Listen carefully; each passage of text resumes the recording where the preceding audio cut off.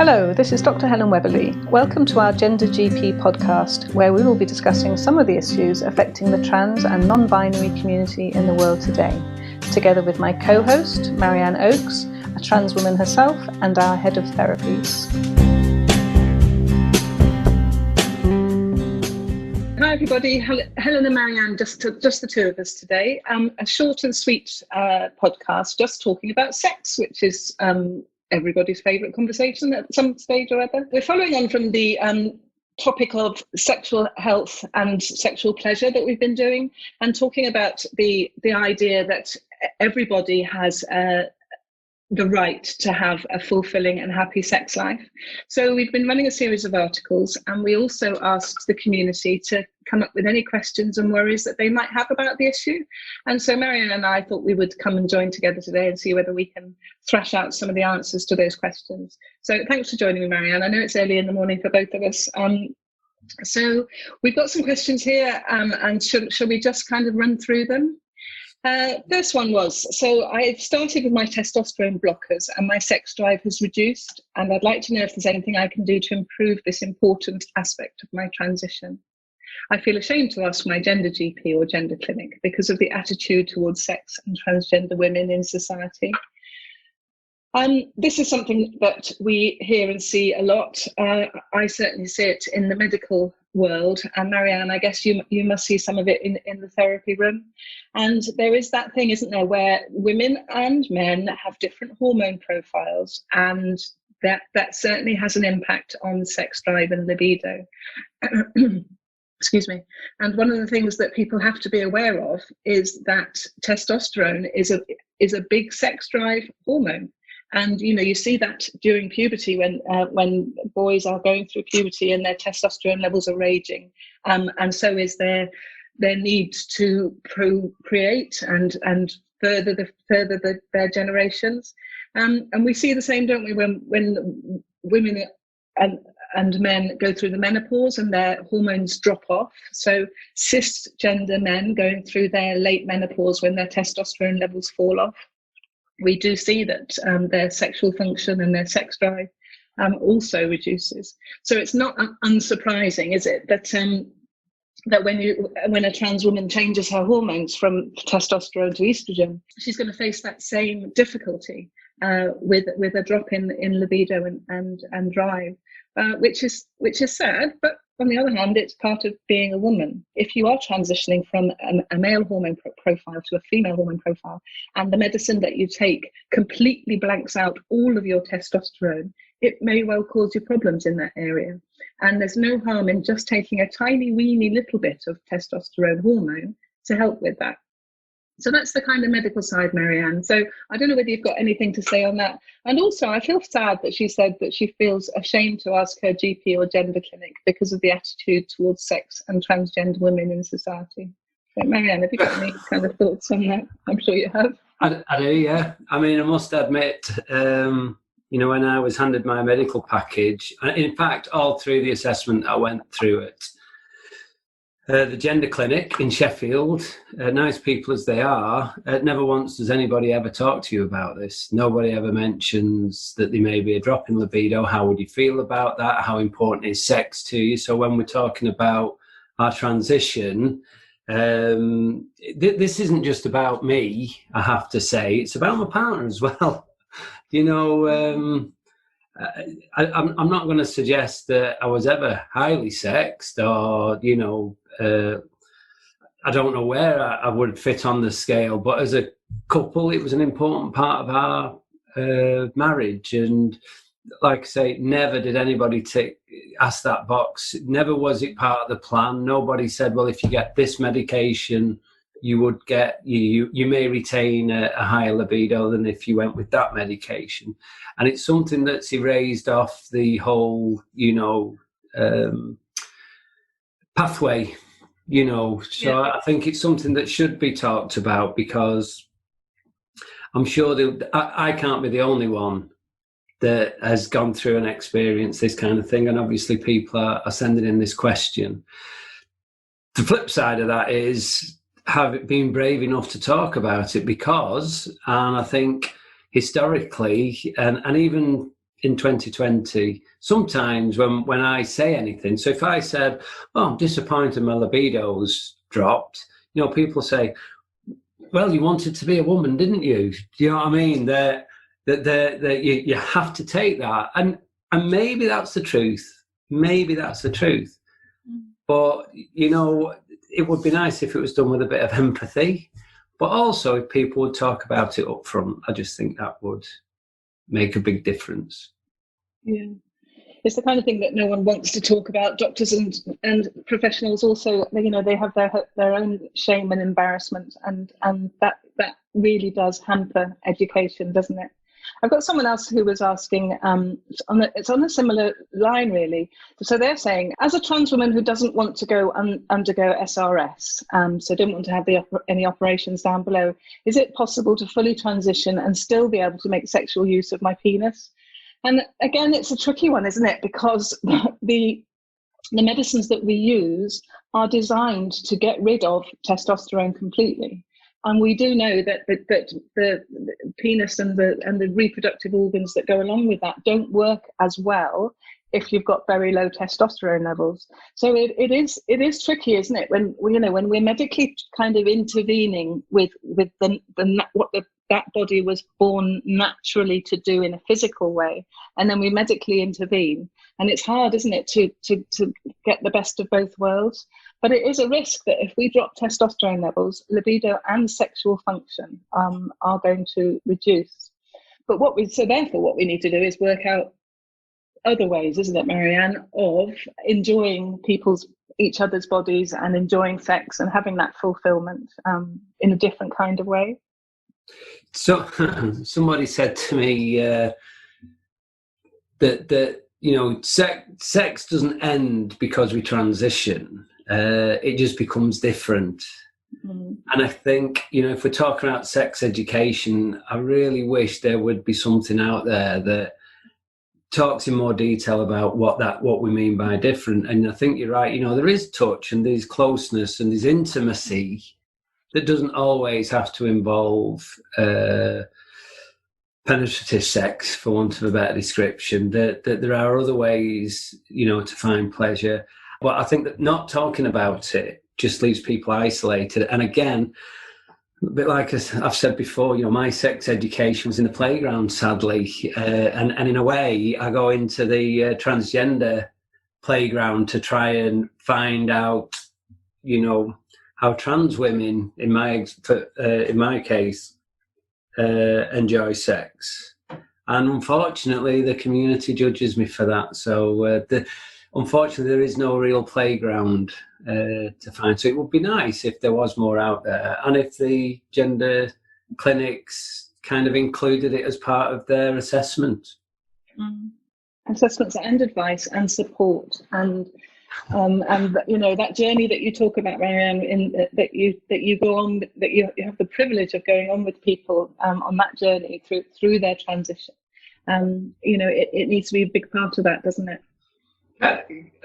What I was going to say, what I think is really interesting, because the question kind of fired at GPs and you know, the medical profession, and the reality is, I sit with, as you know, thousands of people a year in a very intimate space, for want of a better description, where I try to create the best environment to say whatever they need to say. Rarely is sex brought into the room. And, you know, I think they would even be worried about my judgment of them talking about sex. I do sometimes get people coming into the therapy room and talking about it in a very degrading way. You know, it's almost like it's a torture to them, that the fact that they've still got a libido, and you know, they're very self-deprecating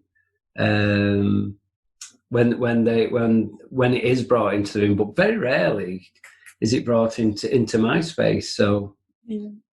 I think we need a poster on the wall, don't we? These are the things that it is okay to talk about in this room. You can talk to me about anything, including abuse, hate, sex, being upset, crying, lost, all of those things that are really, really, really hard to talk about.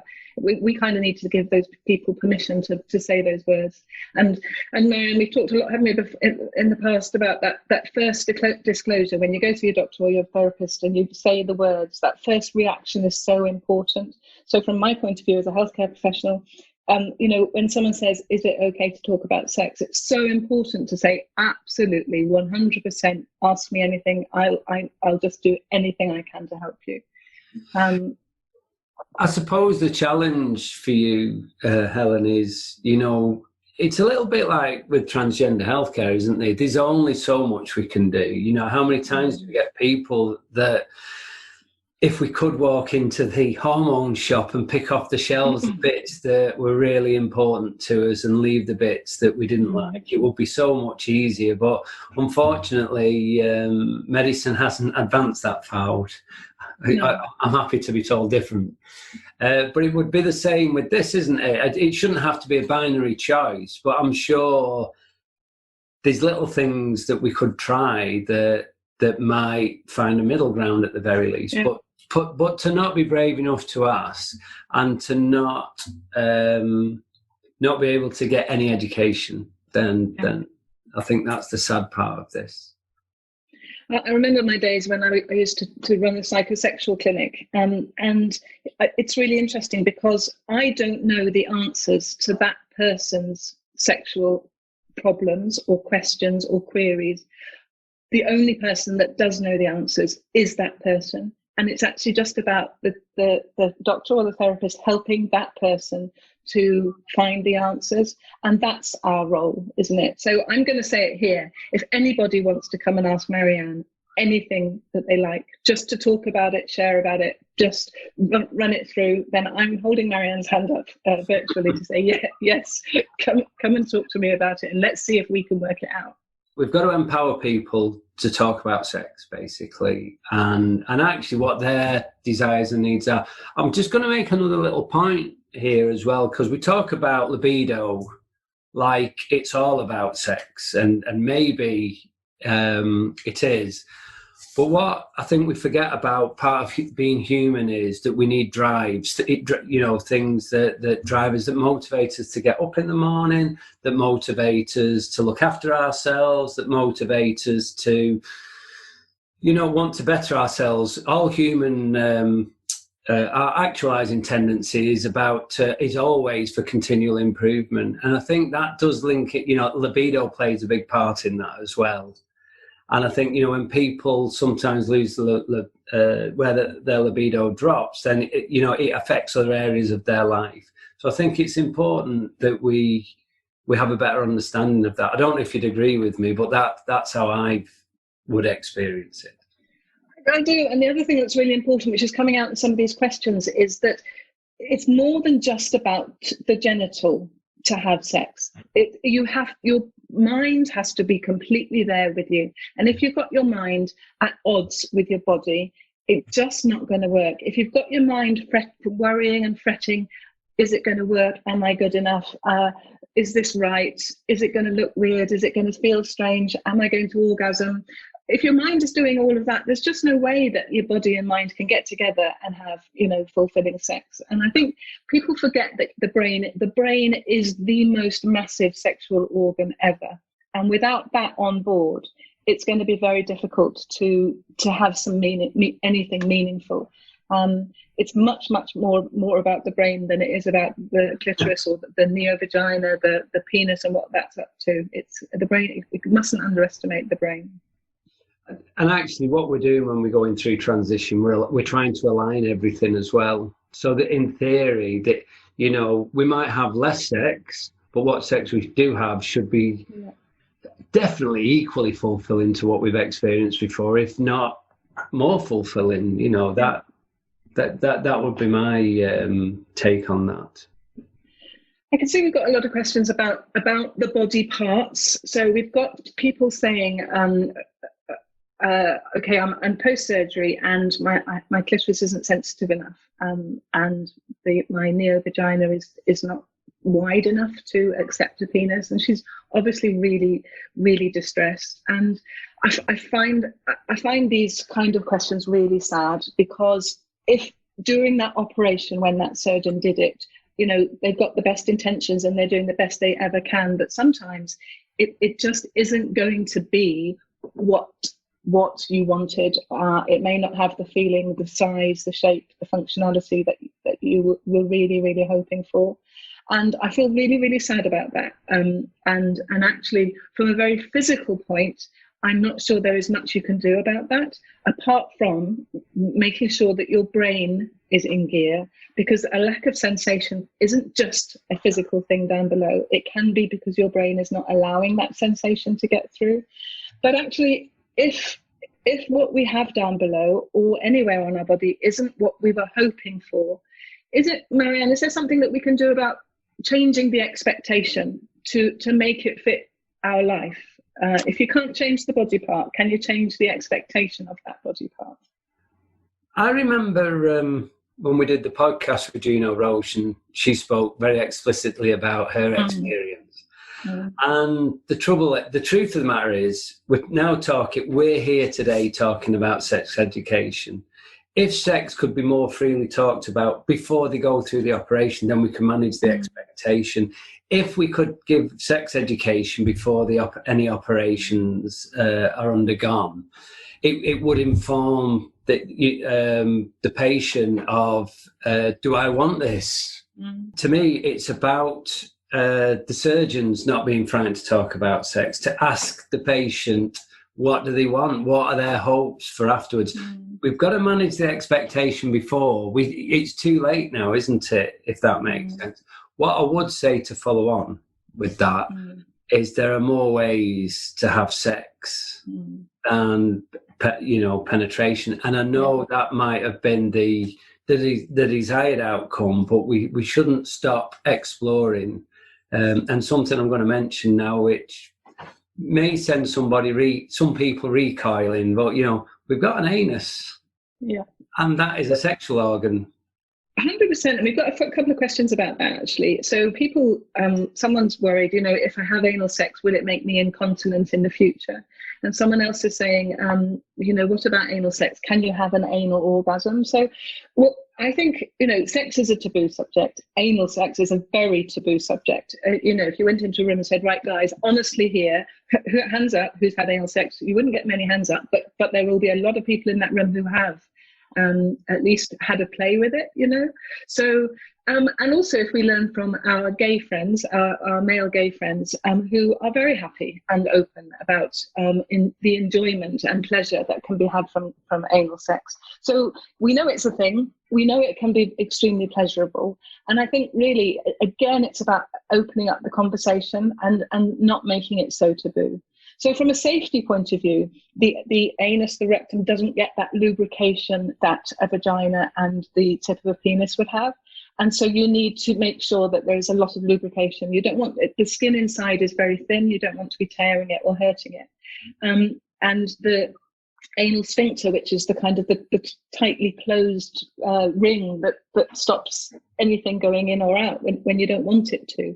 It needs that lubrication to allow something in or something out nice and safely. But there's absolutely nothing wrong with having anal sex. And if there is plenty of lubrication and it's something that you want to do and you're ready for it and your body is ready to relax, then it can be extremely pleasurable. And from the orgasm point of view, actually you don't have to, if your mind is in gear, you don't have to touch any part of your body to have an orgasm. You can, and we see people have orgasms via their breasts or their nipples or their genitals. So yes, clitoral penis orgasm, vaginal orgasm, anal orgasm, breast orgasm, mind orgasm. These are all orgasms that are completely and utterly achievable if you can get your mind and body in gear with each other. So yes, a very taboo subject, Marianne, that no one talks about, but there's a lot more people doing it than you'd ever imagine. In my past life, as you know, I worked on building sites and in workshops. Anal sex is talked about all the time. I just think there are millions of housewives and partners out there that are fed up with their husbands pestering them for anal sex. And, it is taboo. And given the right circumstances, people will talk freely and joke about it. But it is more widely sought after, shall we say, than it is talked about. And who knows? Maybe that is not just the men on the building site, but the ladies too. We know that it can be pleasurable. So why not?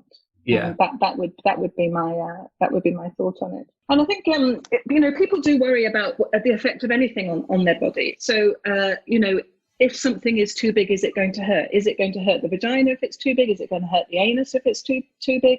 But it is all about being safe and prepared. And from a doctor's point of view, who's married to a gastroenterologist, if I ask my husband, in your gastroenterology clinic, did you end up seeing a lot of people who had anal sex in their life who are now incontinent later in life? And the answer is a resounding no. It isn't a problem as long as you're using that lubrication and doing things safe. So I was thinking about the post-operative people who are worried that their body wasn't quite right. And if I can draw a parallel with my cisgender community, childbirth childbirth can do some horrible things to the reproductive organs when you're squeezing a baby out that's got an arm stuck up around its head. We see some quite horrific scars and episiotomies and damage done to the organs down below, and it doesn't work as well as it used to. So the tightness might have gone, the sensation can go, it can be a real problem after childbirth. But what they have got as a result is their baby. And I think that's something that if I could, because I'm not transgender, so I don't know what it's like to have the hormones or the body parts of a different gender. But if I can draw parallels with my cisgender friends, the surgery that you had gave you something that you really, really wanted. And that, for me, feels a little bit like having that baby that you really, really wanted. And in doing that, sometimes it doesn't go quite to plan. But you've got what you really, really wanted, and now let's make the most of that. Let's be positive and find ways of enjoying your new body rather than regretting that it didn't work in exactly the same way that you wanted to. Does that make sense? I love that analogy. Actually, again, it's about getting a perspective on what were we trying to achieve, and what were the things we were willing to sacrifice, and what we were hoping to gain. And somewhere there's got to be a balance there. And you're right. There are some people have lived their lives and never got to have that vagina, functioning or not. But obviously, it's about managing the expectations before. When we talk about informed consent, Helen, we take it really seriously at GenderGP. When somebody is going for a surgery of that magnitude, I don't know if the surgeons talk about sex. I don't know what they would talk about if they were talking about sex. But, it's definitely got to be part of the planning. It's got to be part of this is what I can do for you. And when we've done an examination before we do the surgery, this is what we think you will get. And I think that's got to be a really important part of the surgery. Not about how good it'll look, but how well will it function? Yeah, sure. And we're going to put all these questions on and more on the website afterwards. And, we don't want it just to be a resource for patients or for the community. It's a resource for everybody. Anybody who might be in contact with somebody who wants to talk about sex. And that's the aim of this educational series. It would be really good if we could get some answers from patients, how they've dealt with it as well. If we could get the community talking. Maybe this will start the discussion, and people can anonymously, comment below on the website and just share their experiences, because in sharing something so private, it means that other people are able to learn. So, something I will share with you. I'm going back now, years and years ago. I used to be on a forum, and quite regularly we would see people come in and say, "I've not had sex for 4 years," and it was like fireworks going off.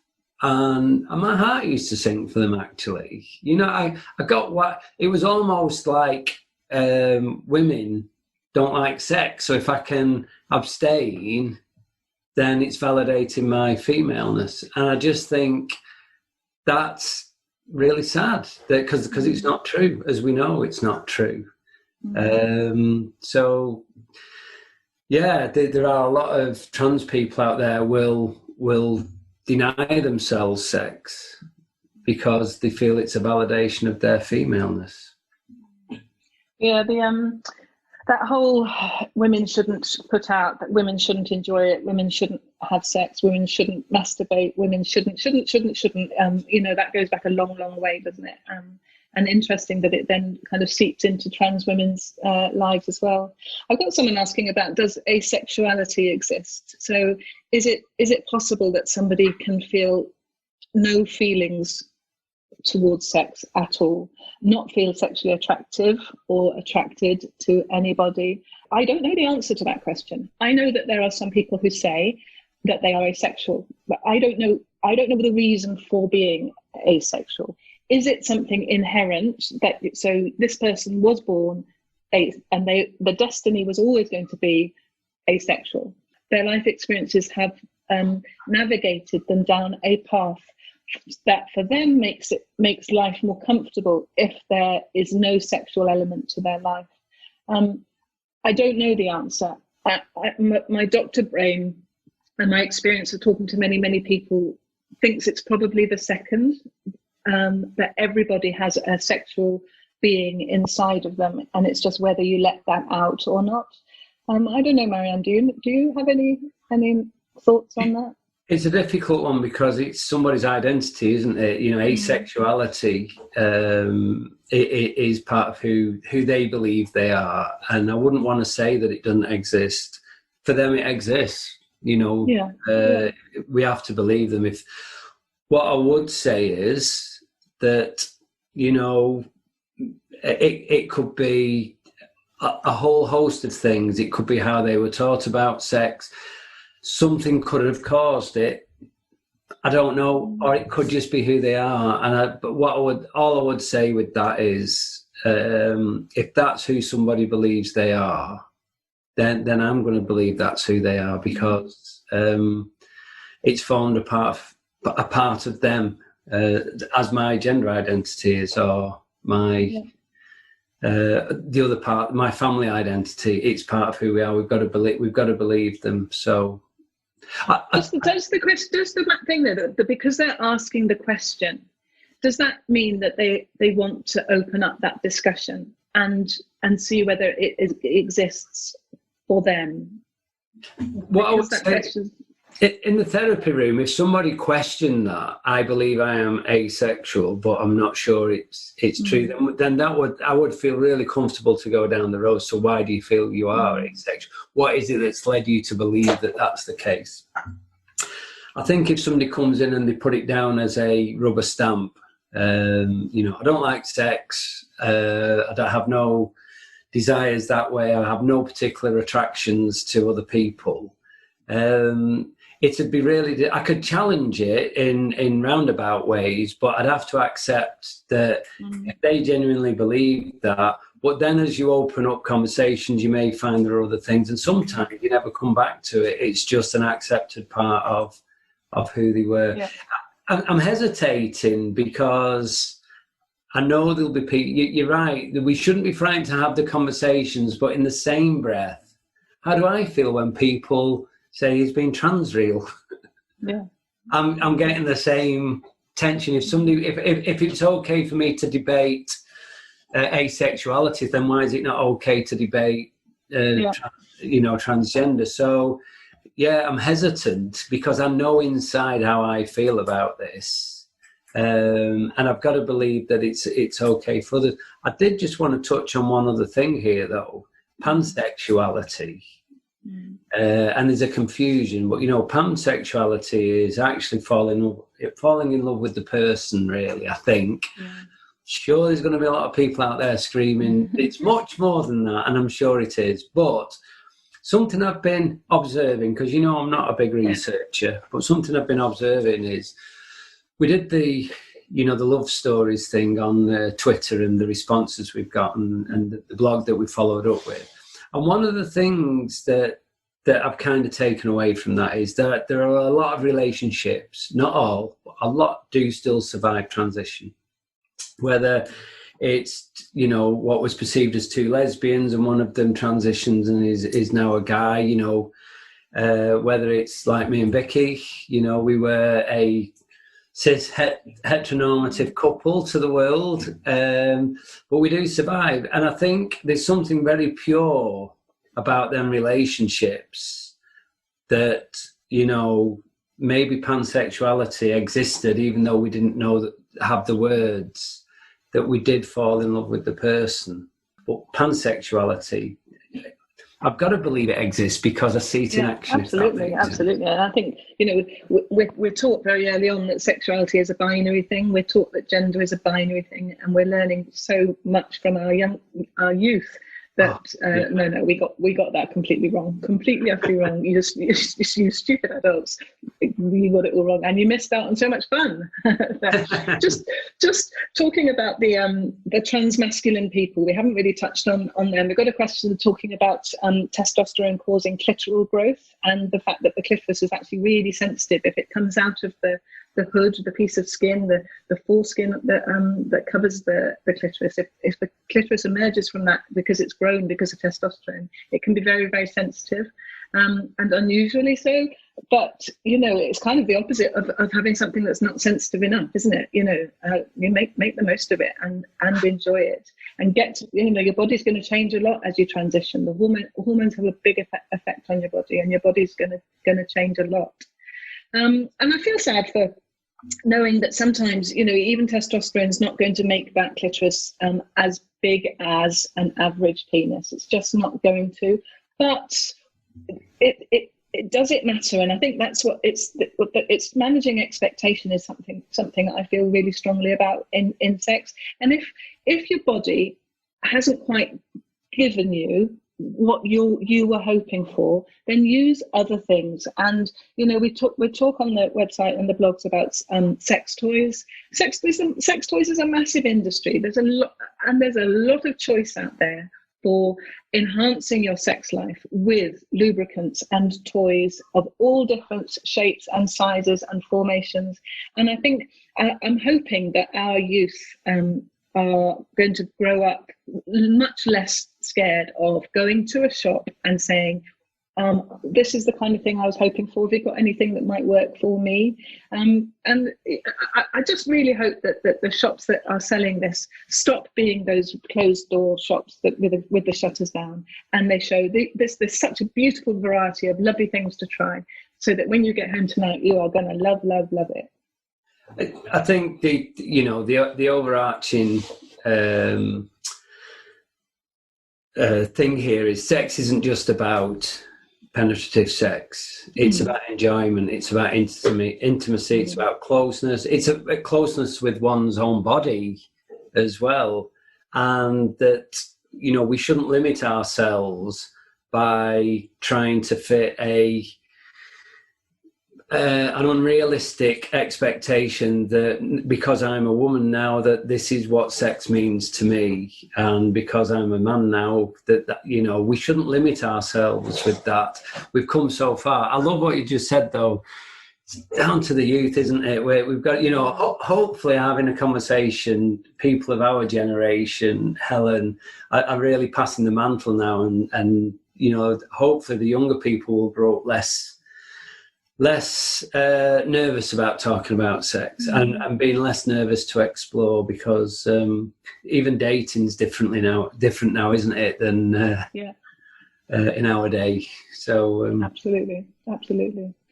Well, I've really enjoyed talking to you, Marianne, as always, about sex. I hope that we're not two old people coming across talking about how it was in our day, but what we do hope is that this opens up the discussion.